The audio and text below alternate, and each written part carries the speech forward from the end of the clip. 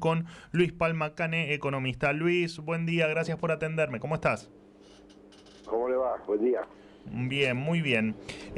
Bueno, efectivamente estamos en un país donde la economía en el 2020 se resintió como pocas en el mundo y donde se viene una carrera en este 2021 que creo que va a estar signada entre las elecciones, y ya sabemos cómo los gobiernos en Argentina actúan ante un año electoral.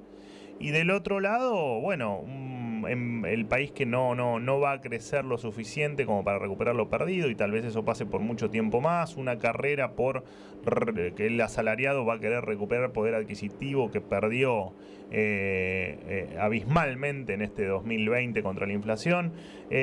¿Cómo ve esta puja que se va a dar por el crecimiento, por salarios, por detener la inflación por parte del gobierno?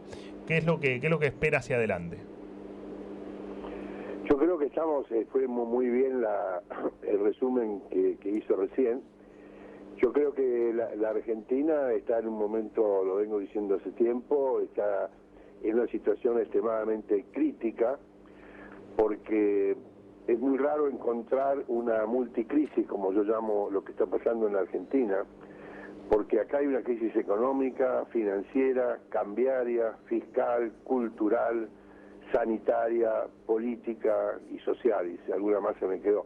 Normalmente cuando uno ve historia económica las crisis se dan en uno, dos o tres de estos ítems, pero no en todos y en forma simultánea. Entonces, a la pregunta de cómo pinta el 2021, yo le diría que el principal problema que tiene este país en este momento es la falta absoluta de un plan económico integral que permita saber hacia dónde vamos y a dónde apuntamos, a tal punto que en la reciente conversación de la número 1 del fondo con el presidente, le dijo expresamente que el fondo espera la presentación de un plan económico de mediano plazo, ¿no es cierto? Entonces, yo creo que sin plan económico esto es un barco a la deriva.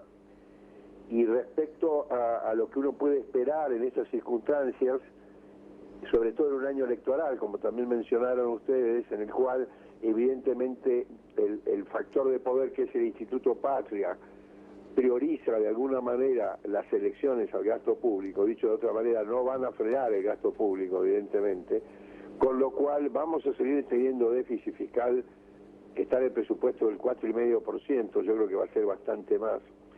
Con lo cual esto va a pegar indefectiblemente en la inflación. Nosotros en este momento, en diciembre, tuvimos una inflación del 4% en el mes, pero si uno le saca los precios controlados y va a la inflación que se llama núcleo, a decir los precios que todavía algunos quedan con libertad en este país, es una inflación mensual del 5%.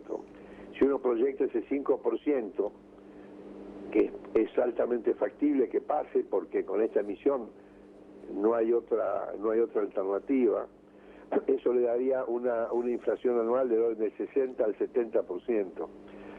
Imagínense también que en el mundo la inflación ha dejado de ser un problema. Las primeras 20 países medidos por su Producto Bruto de importancia tienen una inflación anual promedio del 1,8%, ¿no? Nosotros estamos entre los primeros 4 o 5 países de más altos niveles de inflación en el mundo, que son países como Venezuela o países que están en conflictos civiles étnicos. Entonces yo creo que el panorama, la verdad que no es muy alentador. Yo creo que se prevé un crecimiento de la economía que andará en 3-4% este año, pero ante una caída del 12 al 15% es simplemente un rebote de un nivel extremadamente bajo, ¿no? Y lo que ustedes hablaban de la pobreza también es grave porque ya hoy estamos arriba de un 12-13%, perdón, de desempleo. De pobreza estamos arriba del 50%, y como la inflación es el peor castigo que tienen los niveles de bajos ingresos, bueno, con estos niveles de inflación no es esperable que baje el nivel de pobreza. O sea, un país que tiene el 50-55% de nivel de pobreza, una inflación del 50 al 60%, un déficit fiscal que orilla o va a orillar el 4 o 5 puntos del producto, realmente es un país cuya economía es insostenible. Esto no quiere decir que el país va a desaparecer, no. Una economía insostenible es aquella que un año crece 2%, otro año baja el 3%, y la prueba está que el año 2011 hasta acá el Producto Bruto Per Cápita no ha crecido, mientras que en el mundo ha subido un 20-25% en promedio.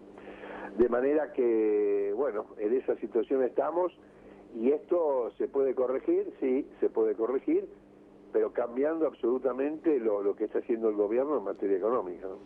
Sí, a ver, yo me quedo con la primera frase que dijo sobre la cantidad de tipos de crisis que tenemos en Argentina, que básicamente es una por una por rubro, ¿no? Una por sector. Estamos en una crisis múltiple, ¿verdad? En una crisis múltiple mire, que... en las universidades en este momento se está estudiando mucho a nivel teórico el escenario de la crisis argentina, porque realmente es difícil encontrar en la historia económica un país que tenga crisis simultáneas del nivel que tiene este país en este momento. Ahora, Luis, vamos a... creo que estamos de acuerdo que el gobierno no, al menos hasta las elecciones, no va a hacer ninguna corrección de envergadura, y ambos sabemos que estas correcciones, cuando no se hacen por las buenas, el mercado las hace por las malas. Pero vamos a suponer que efectivamente... Y más graves. Y por supuesto. Y vamos a suponer que el gobierno, pisando tarifa, pisando lo que más pueda la paritaria, pisando el dólar y haciendo malabares, lleguemos a octubre. Es peor es mucho peor lo que va a venir después, ¿no? Porque en definitiva hacía rato que no estaba en la posición de que prefiero que el gobierno no haga nada a que tome medidas económicas. Sí, es cierto. No, lo que pasa que esta economía, este gobierno vio que hay gobiernos que tienen el enano fascista metido adentro. Esta gente tiene el enano regulador metido adentro, sobre todo el Instituto Patria, porque esta gente cree, equivocadamente, y esto lo prueba la historia y la teoría, creen que el Estado es mejor administrador que el sector privado. Entonces, partiendo de esa base, cuanto más asfixiemos al sector privado, mejor vamos a andar. Entonces, esta economía está absolutamente controlada, regulada, control de precios, hay precios máximos, precios cuidados, tarifas que no se mueven hace un año y medio, tipo de cambio pisado, está todo pisado acá. Sí, Luis, yo ya me quedé, con lo que describió, yo ya me quedé sin productos importados, estoy con desabastecimiento en los supermercados, pero además de eso se me corta cada vez más seguido la luz y la calidad de internet cada vez peor. Claro, y bueno, es la decadencia de un país que tiene una praxis económica que no solo es pésima, sino que además está probado que en el mundo es un fracaso, digamos, ¿no? Si chocamos contra la misma pared. Entonces, usted me dice, ¿qué va a pasar después si ellos llegan? Es probable que lleguen con una inflación ahí, pero mire la situación que estamos, que es inédita también. Un país que tiene un altísimo nivel de recesión con inflación, es una estanflación, eso se llama estanflación, que es gravísimo.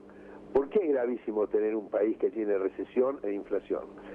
Porque si uno ataca la recesión, tiene que incentivar a la economía, entonces por ahí se le dispara la inflación. Y si uno dice ataco la inflación, tiene que enfriar la economía, en cuyo caso la recesión se profundiza. Claro. Entonces, cuando un país tiene esta inflación, tiene que estar manejado por profesionales de altísimo nivel, cosa que lamentablemente no es el caso nuestro en este momento. Y entonces, si como usted dice, llegamos ahí con el barco destruido a las elecciones, con esta situación que es caótica, digamos, si usted habla con la gente, con mis colegas universitarios de afuera, y les explica que tenemos una inflación del 4 o 5% mensual y no pueden no lo entienden. Es imposible. Entonces, y le digo, bueno, hay una gente que opina que el salario real no va a caer. Bueno, esto sí contra la ley de gravedad, digamos, ¿no? Uno con inflación del 5 o 6% mensual, indefectiblemente los salarios reales van a caer. Bueno, pero Luis, la vicepresidenta dijo que en Argentina se mueren las teorías económicas. ¿Ah, sí? Bueno, está bien. Es una opinión. No sabía que era economista, además, pero bueno, es multidisciplinaria. En Argentina las cosas se caen para arriba, Luis. Lo que se mueren no son las teorías económicas, lo que se mueren es la aplicación de correctas medidas de teoría económica, ¿no?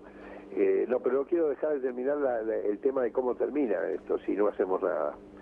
Porque si esto seguimos pisando, como usted bien dijo, si uno no hace el ajuste, digamos, con perdón de la palabra, que no es el ajuste, sino volver a un equilibrio de la economía que está toda totalmente desequilibrada. Si uno no hace la vuelta al equilibrio manejándolo, bueno, como también dijeron ustedes, muy bien, esto lo hace el mercado, y lo hace de una manera mucho más grave, o sea, indefectiblemente, es inviable seguir con los temas de controles de precios, etcétera, etcétera, porque en algún momento, que ya está apareciendo, aparece, no hay productos importados, hay desabastecimiento, digamos, está absolutamente estudiado mercado negro, y entonces en algún momento la burbuja se pincha por el lado del tipo de cambio normalmente, y que desata todo el nivel de precios, ¿no? Tenemos experiencia con el Rodrigazo, bueno, con la salida de la convertibilidad, etcétera. O sea, no estamos diciendo una cosa que está en un libro de teoría y que no se da en la práctica, es al contrario. Lo que se ha dado en la realidad se ha volcado a la teoría, ¿no? Con los modelos de digamos, destrucción de burbujas de controles. Ahora, Luis, usted me nombraba recién el Rodrigazo. Salvando las diferencias en la situación política, estamos en algo bastante parecido a lo que fue o a la previa del Rodrigazo. ¿Usted dice desde el punto de vista político? O no, desde el punto de vista económico. No, desde el punto de vista económico, claro, porque eso, acuérdense que viene de la inflación cero de Hellman, ¿no? Que fue un control de precios total, que funcionó 6 meses, 9 meses, bueno, está bien. Obviamente, con poder de policía eso dura un tiempo, y después viene lo que se llama el sinceramiento, ¿no? Indefectiblemente, que vamos a pretender que la tarifa eléctrica tenga un valor irrisorio, y entonces las compañías eléctricas no pueden invertir, y si no pueden invertir vienen los cortes de luz. O sea, es una decadencia, pero en el fondo, al final del día, lo que yo creo que tenemos que discutir acá es qué modelo de país queremos, porque a veces nos vamos con que la inflación, el 3%, el 4%, y todo eso que discutimos, a mi juicio, es consecuencia, o es digamos, dicho de otro modo, es como la infección de como la esterilización de una infección, la fiebre de una infección.